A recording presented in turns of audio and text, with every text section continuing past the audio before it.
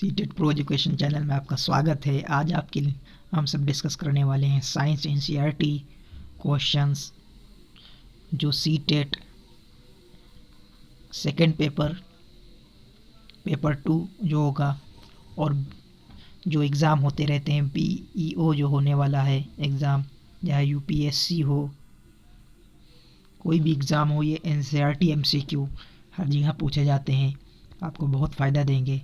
चलिए बिना देरी के स्टार्ट करते हैं सेशन को। ये रहा पहला क्वेश्चन, कहता है निम्नलिखित कथनों में से कौन से सत्य हैं। नीचे कथन दिए हुए हैं, इनको पढ़ना है, फिर बताना है इनमें से कौन से स्टेटमेंट सही है। पहला है, जो जीव अपना भोजन स्वयं संश्लेषित करते हैं स्वपोषी यानी ऑटोट्रॉफ कहते हैं। जो अन्य पादपों द्वारा संश्लेषित भोजन ग्रहण करते हैं दूसरे से, उसे विषम पोषी या हेटेरोट्रॉप्स कहते हैं। नीचे दिए गए कोड का प्रयोग सही उत्तर का चयन कीजिए। अब आपको बताना है एक सही या दोनों सही या दोनों गलत हैं। तो इसका राइट आंसर होगा 1 और 2 दोनों। आपको बता दें, जो भोजन अपना स्वयं बनाते हैं उन्हें स्वपोषी कहते हैं, और जो दूसरे से संश्लेषित है विषम पोषी कहते हैं।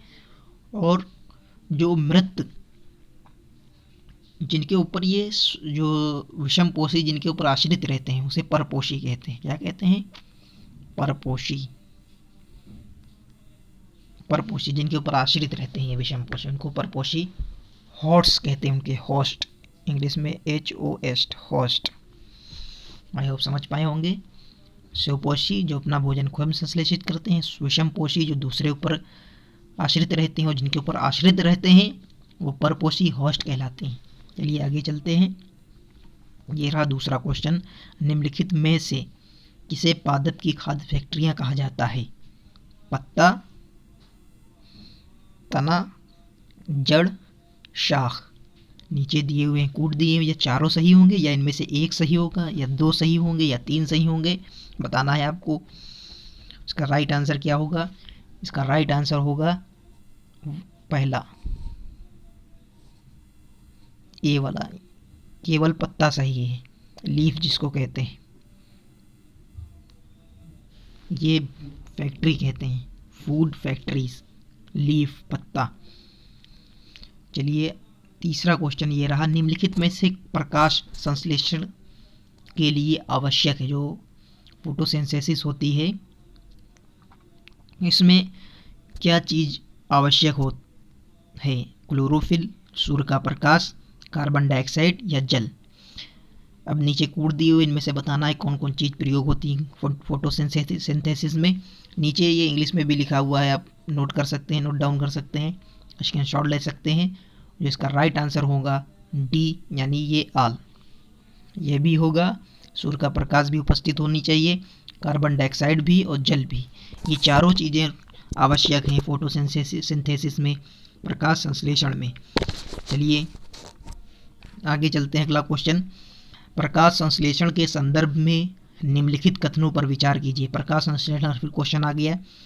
इसमें जो हम एनसीईआरटी आपको पढ़ा रहे हैं, ये चैप्टर, ये क्लास 6 की है, चैप्टर 1 to 9 आपको हम बताएंगे। इसके बाद 10 से लेकर अगली वीडियो में 18 तक 18 चैप्टर हैं टोटल। तो अगला क्वेश्चन है, प्रकाश संश्लेषण की प्रक्रिया द्वारा केवल ऑक्सीजन गैस बनती है? केवल तो नहीं बनती, ये यहीं पर गलत हो गया, और भी गैस बनती है। पत्तियों के अलावा पादपों के दूसरे हरे भागों में प्रकाश संश्लेषण होता है? ये बात सही है, पत्तियों के अलावा दूसरे भागों में प्रकाश संश्लेषण होता है, बिल्कुल सही बात है। इसका राइट आंसर होगा केवल 2, बी वाला। चलिए आगे चलते हैं। क्वेश्चन, पादपों के संदर्भ में निम्नलिखित कथनों पर विचार कीजिए। सभी पादप अपना भोजन स्वयं संश्लेषित करते हैं। अभी पहला क्वेश्चन क्या था कि कुछ भोजन अपना स्वयं बनाते हैं, कुछ दूसरे पर आश्रित रहते हैं, इसलिए क्या होगा, ये स्टेटमेंट गलत हो जाएगा। पादप मृदा में उपस्थित नाइट्रोजन जड़ों की सहायता से प्राप्त करते हैं, जड़ों की सहायता से नाइट्रोजन प्राप्त करते हैं, बिल्कुल सही बात है। इसलिए इसका राइट आंसर होगा केवल 2 यानी बी वाला। एक क्वेश्चन दूसरे क्वेश्चन से रिलेट करता है, इसीलिए मैंने जितने भी क्वेश्चन हो सकते हैं एनसीईआरटी से, क्लास से, ये 7 की बुक है, 1 से लेकर 9 तक बताया है, सॉरी 7 क्लास की बुक है ये, क्लास 7 की 1 से 9 तक, और 10 से 18 तक अगली वीडियो में हम डिस्कस करेंगे। चलिए अगला क्वेश्चन चलते हैं। सेशन पसंद आ रहा हो लाइक शेयर सब्सक्राइब जरूर करें, और अगले आने वाले जो क्वेश्चन हैं वो बहुत इंपॉर्टेंट हैं हर एग्ज़ाम के लिए। आप एग्ज़ाम ये क्वेश्चन पढ़िए और उसके बाद एनालाइज कीजिए, देखिए क्वेश्चन पेपर, उसमें से हर क्वेश्चन पेपर में 1-2 क्वेश्चन ज़रूर मिलेंगे, और नीचे कमेंट ज़रूर लिखिए कि कितना समझ में आया कितना नहीं समझ में आया। चलिए आगे चलते हैं। निम्नलिखित में से कौन सा पादप कीटों को पकड़कर अपना आहार बना लेता है? ये ईवीएस से भी रिलेटेड है। कौन सा है? अमरबेल है, गुड़हल है, घटवर्ती है, गुलाब है। तो गुलाब तो हो नहीं सकता, गुलाब हम सब देखते हैं, गुड़हल भी हम सब देखते हैं, अमरबेल भी हम सब देखते हैं। इसका राइट आंसर क्या हो? घटवर्ती, घटपर्णी। इसका नाम होता है निफेथिंस। निफेथिंस ये कहाँ पाया जाता है? देश में मणिपुर में, मेघालय में।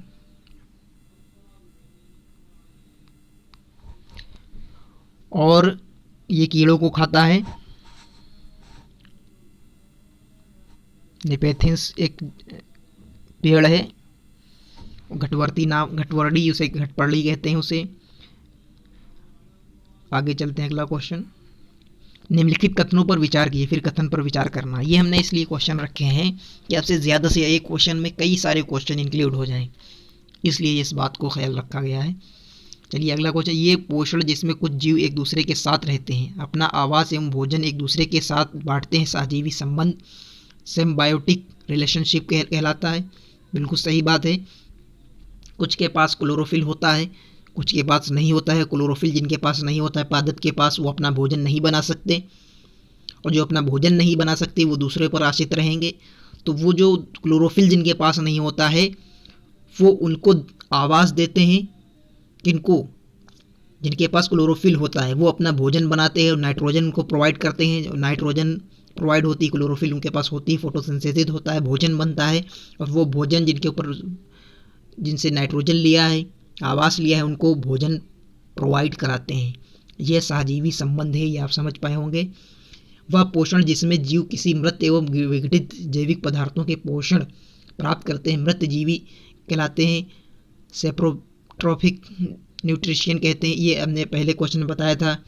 जो खुद बनाते हैं स्वपोषी, दूसरे पर भोजन आश्रित रहते हैं उन्हें विषमपोषी, और जिनके ऊपर आश्रित रहते हैं परपोषी, और जो मृत जीव पर रहते हैं उन्हें मृतजीवी पोषण कहलाते हैं, जो मृत विघटित जैविक पदार्थ पर रहते हैं। ये दोनों सही हैं, इसका राइट आंसर होगा सी। अब एक बार फिर से समझ लीजिए इस बात को कि जो विषमपोषी यानी कि जो अपना भोजन नहीं बना सकते, विषमपोषी होते हैं, वो नाइट्रोजन प्रोवाइड करते हैं, आवास प्रोवाइड करते हैं किसको? जो भोजन बना सकते हैं, क्लोरोफिल जिनके पास होता है। अब वो भोजन बना करके जो आवास देते हैं, नाइट्रोजन देते हैं, उनको भोजन प्रोवाइड करते हैं बदले में। इस तरीके का रिलेशन होता है सहजीवी संबंध। समझ पाए होंगे। चलिए आगे चलते हैं। अगला क्वेश्चन ये है इंग्लिश में, आप स्क्रीनशॉट ले सकते हैं इंग्लिश वाले। ज़्यादा से ज़्यादा सेशन को शेयर करें, कमेंट करें, कमेंट में बताएं कहाँ पर प्रॉब्लम है इस वीडियो में, किस क्वेश्चन को आपको नहीं समझ में आया है। हम अगली वीडियो में इस क्वेश्चन को एक्सप्लेन कर देंगे। चलिए आगे चलते हैं। 8वां क्वेश्चन है निम्नलिखित में से सहजीवी संबंध का एक उदाहरण है। अभी सहजीवी संबंध आया है, अब उसका उदाहरण बताना है। क्या है यहाँ पर? शैवाल कवक हैं, शैवाल और जीवाणु हैं, कवक और जीवाणु हैं, पादप और जीवाणु हैं। इसका राइट आंसर क्या होगा? 1 और 3 सही है, 1, 2, 3 सही है, 1 और 4 सही है, या 2, 3, 4 सही है। वीडियो को पॉज कीजिए, बताइए। इंग्लिश वाले नीचे इंग्लिश में पढ़ लें। इसका राइट आंसर होगा, इंग्लिश में पढ़ेंगे और टाइम लगेगा, वीडियो ज़्यादा लंबी हो जाएगी, इसलिए कम समय में आप ज़्यादा क्वेश्चन कर सकें, इसलिए जल्दी जल्दी बता रहे हैं। इसका राइट आंसर होगा सी, पादप और जीवाणु, शैवाल और कवक। क्या होता है इसमें? शैवाल और कवक में, शैवाल में क्लोरोफिल होता है, उपस्थित होता है। क्या उपस्थित होता है शैवाल में? क्लोरोफिल। हमारी बात को ध्यान में सुनिएगा। और जबकि कवक के पास नहीं होता है। तो कवक क्या करता है, कवक रहने का स्थान, आवास प्रोवाइड करता है किसको, शैवाल को, जल प्रोवाइड करता है, पोषक तत्व उपलब्ध कराता है, और क्या करता है, फिर प्रकाश संश्लेषण की क्रिया में शैवाल फूड बनाता है, फोटोसिंथेसिस होती है, और उसके बाद जब भोजन बनता है तो आवास और जल और नाइट्रोजन के बदले में क्या देता है कवक को शैवाल, भोजन प्रोवाइड कराता है। इसलिए दोनों सहजीवी संबंध है इसमें। आगे चलते हैं, पादप और जीवाणु क्या करता है, जीवाणु गैसीय नाइट्रोजन को आपूर्ति करता है, उसकी पदार्थों में परिवर्तित करता है, और राइजोबियम अपना भोजन स्वयं नहीं बना सकते। जो जीवाणु के राइजोबियम होता है वो अपना खुद भोजन नहीं बना पाते, क्योंकि उनके क्लोरोफिल नहीं होता है, उनके पास फोटोसिंथेसिस नहीं होगी, प्रकाश संश्लेषण नहीं होगा। इसलिए जीवाणु जो है चना, मटर, मूंग, सेम तथा अन्य फलीदार पादपों की जड़ों में रहते हैं तथा उन्हें नाइट्रोजन प्रोवाइड करवाते हैं, और फिर नाइट्रोजन फोटोसिंथेसिस क्रिया में भोजन बनता है तब उन्हें भोजन प्रोवाइड होता है। ये है संबंध, आयो आप समझ पाए होंगे। चलिए आगे चलते हैं इस वीडियो में। अगला क्वेश्चन है, स्टारफिश तारा मछली के संदर्भ में निम्नलिखित में से कौन सा कथन सत्य है। इसका आहार कैल्शियम कार्बोनेट के कठोर कवच वाले जंतु होते हैं। भक्षण के लिए कवच खोलने के बाद अपने मुख में आमाशय बाहर निकालते हैं तथा जंतु के कोमल भाग को खाती है। नीचे दिए गए कूट का उत्तर सही चयन करना है, क्या है इसका दोस्तों राइट आंसर होगा ऑप्शन नंबर सी, यानी 1 और 2 दोनों सही हैं स्टारफिश के संदर्भ में। अगला क्वेश्चन है, पाचन तंत्र जो क्रिया है संदर्भ में कथनों पर विचार कीजिए और इसमें से असत्य बताना है। ये चीज़ ध्यान रखिए आप, गलत कौन है ये बताना है। पाचन जो पाचक रस है तरल पदार्थों को जटिल बनाता है, जो पाचक में सहायता होती है। ये कैसा हो गया कि जटिल पदार्थों को सरल करता है, तभी तो पाचक में क्रिया होती है, यहीं पर गलत हो गया।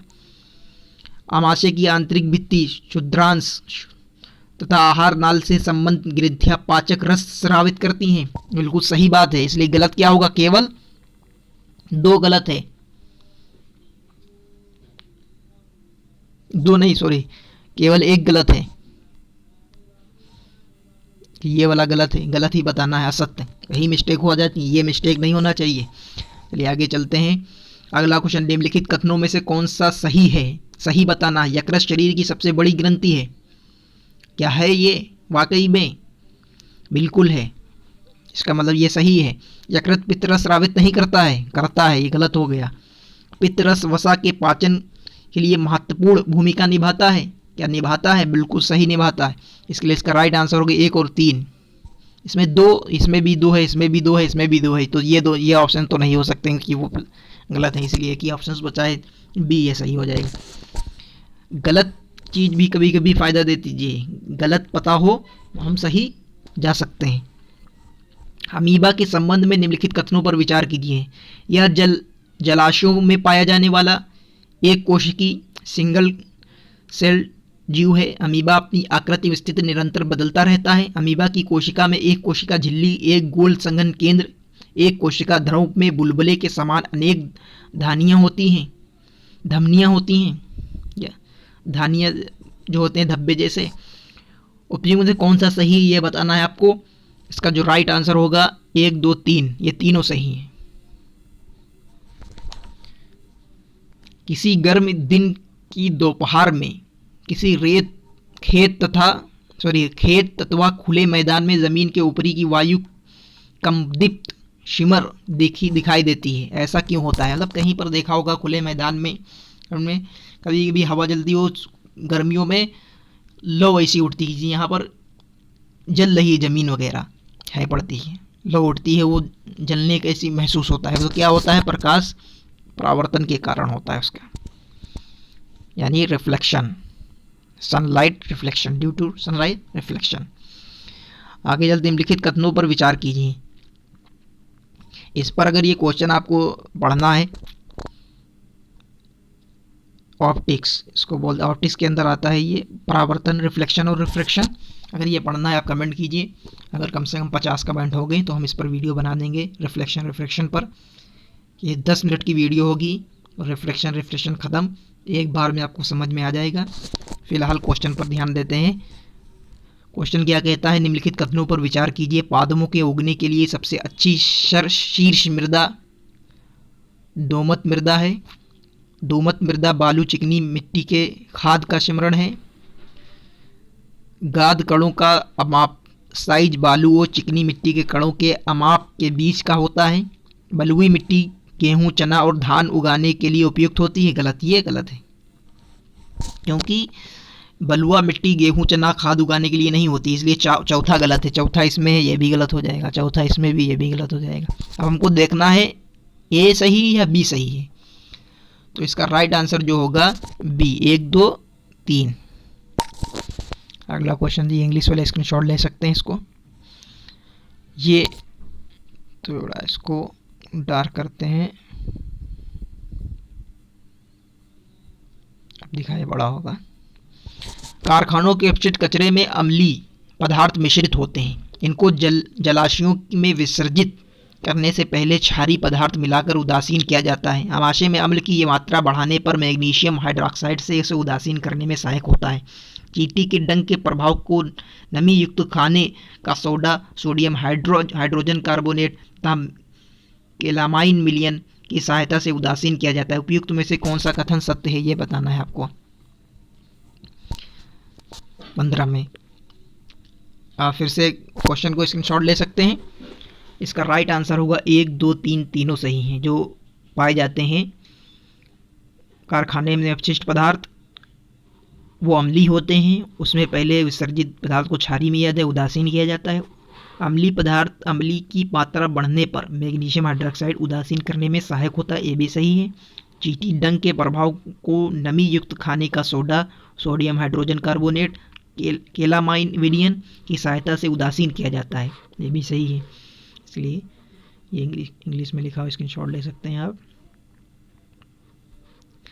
रासायनिक उर्वरकों के अत्यधिक प्रयोग से मृदा पर पड़ने वाले प्रभाव और उसके उपचार संदर्भ निम्नलिखित कथनों का कौन सा सही है।